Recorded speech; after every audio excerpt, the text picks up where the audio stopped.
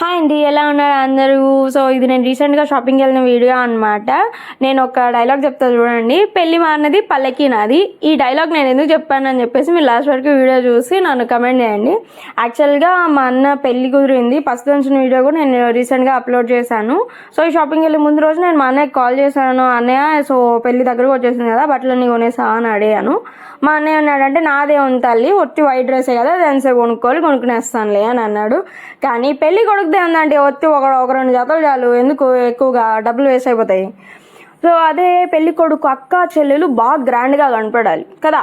So అందుకని చెప్పేసి షాపింగ్కి వచ్చాను. యాక్చువల్గా ఇది నాకు కూడా కాదు, పాప కోసం షాపింగ్ మెయిన్గా. ఎందుకంటే మనం పిల్లలకి ఎన్ని వేలు పెట్టి కొన్నాం బట్టలు అనేది ఇంపార్టెంట్ కాదు, వాళ్ళు ఎంతసేపు ఉంచుకున్నారు అనేది ఇంపార్టెంట్. మోస్ట్లీ పాపకి తీసుకున్నప్పుడు నేను చాలా జాగ్రత్తగా చూసుకుంటాను. ఆ రోజు 1 కాదు 2 కాదు, దీనమ్మ జీవితం నెల్లూరు మొత్తం నేనే తిరిగిన. ఆ రోజు ఒకే ఒక్కటి కొన్నా, అది మీకు తర్వాత